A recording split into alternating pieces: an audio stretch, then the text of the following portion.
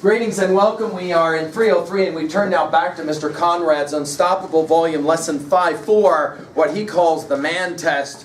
We'll first of all begin in your journals though with an observation or a focus. We got to deal with the challenges of making mistakes.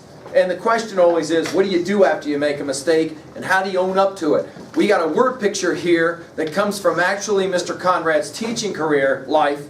That's challenging, no question. And we've had a few students who have read this chapter who have found themselves challenged, no question. Let's read. In the spring, I'm on page 206 of the volume, lesson 5-4. In the spring of 2007, two of my advanced woodworking students came late to my class. One of them was my son Colton. For both of them, it was their second tardy. Everyone in class celebrated, knowing their punishment meant they had to attempt to do, quote-unquote, the man test. The man test is a physical and mental test of will. It consists of a wall set while holding a 45-pound weight straight out with your arms while simultaneously repeating a complicated phrase 20 times, promising never to be late again. Of course, it's all done in front of the entire class. It's quality entertainment. Even the perpetrators get a kick out of it. Since both boys failed the complicated phrase portion of the test, they had to do 100 push-ups. Everyone was in hysterics afterwards. Little did any of us realize that less than 15 minutes later, the real man test was about to unfold.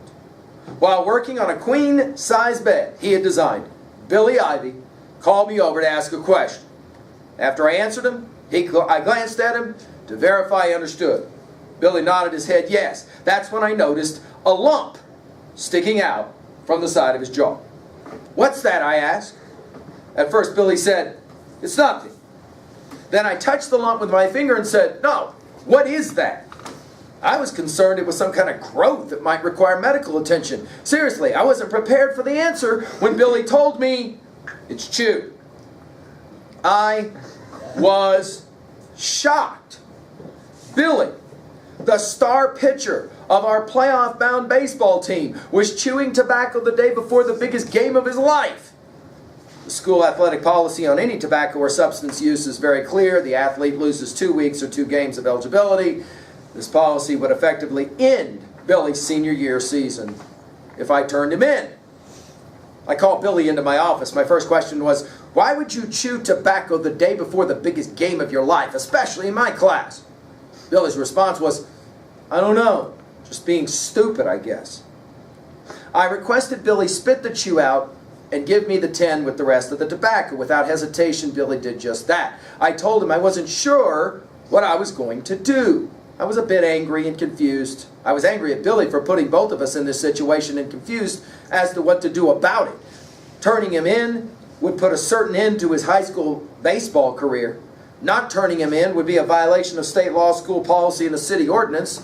And there would be certain disciplinary action against me from the high school administration. Most of all, I worried about the message it would be sending Billy about my own character and integrity if I didn't turn him in. After all, I'm the guy who travels around the country speaking to kids with the Unstoppable You program. I needed time to think. I sent Billy back into the shop to work on his project.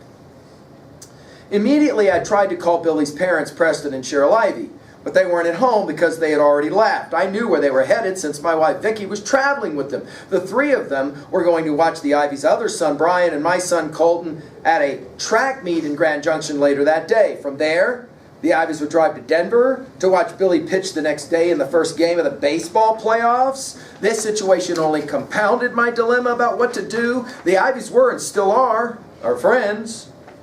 To top it off, the baseball team would be leaving school in less than 40 minutes. I had to act now. I called Billy back into my office. He sat down on the couch. Since most of my teaching I do with the use of stories in their lessons, I shared 2 stories with Billy. Both were about 2 other kids who sat on that exact same couch. The first story was about a kid who 20 years ago was the captain of his team. Several of his teammates were caught and later confessed to using tobacco in their motel room during an away game.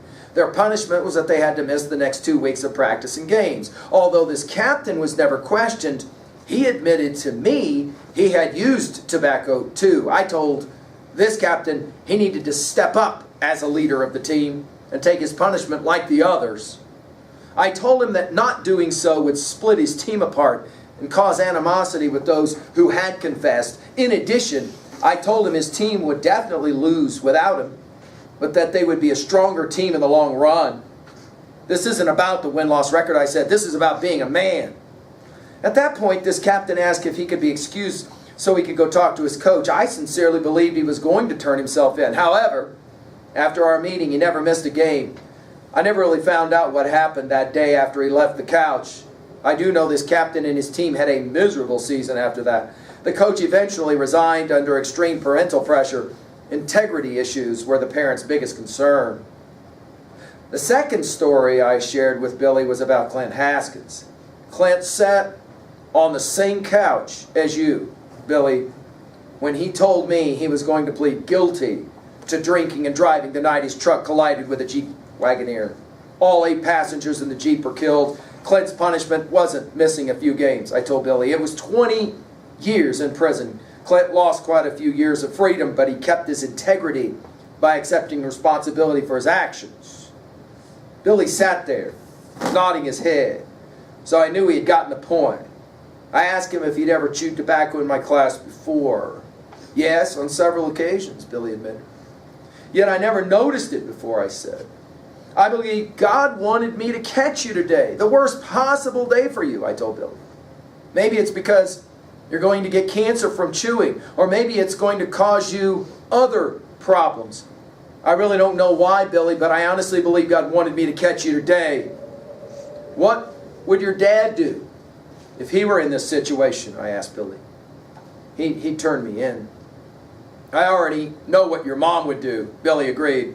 She'd turn me in too. Billy even talked about his grandfather and said he'd do the same. It was obvious Billy had tons of respect for the integrity of his parents and his grandfather. At that point, I handed Billy his can of chew. Well, Billy, since you caused this problem, I'm leaving it up to you to solve it. I shook his hand and walked out of my office. Billy sat there momentarily, then made one of the biggest decisions I'd ever seen from a kid. He got up off the couch. He walked into the athletic director's office knowing full well what the ramifications were going to be. Billy turned himself in. What Billy lost that day paled in comparison to what he gained. You see, Billy the kid became Billy the man that day. He definitely passed the man test. The thing that impressed me most about Billy was he never once, before, during, or after the incident, complained of sore feet. And finally, if given the man test, what grade would you receive? The unstoppable you passes with flying colors. Let's finish now in your journals for just an observation or two really quickly. Let's point out, first of all, for your notes, write this down. When it's hardest to have integrity, that's when it's most important. When nobody else is watching, when you've done something you know you could get away with, and yet you know it wasn't the right thing to do. Number 2, think about a time you wish that you had shown this level of integrity. I mean, I've had students that read this chapter that say, well, that kid's just an idiot for giving himself up. He had a chance to walk away and pitch in a baseball game. He spent all his life trying to do it. That's what he should have done. Notice here, kid decided to have some integrity. When was the last time you had the opportunity to do that and you didn't do it? And then finally, of course, when's the time that you can be proud of yourself? That you had the opportunity to get away with something you knew you shouldn't have done, and you owned up to it. And you owned up to it. You showed integrity. The man test is what Mr. Conrad calls it.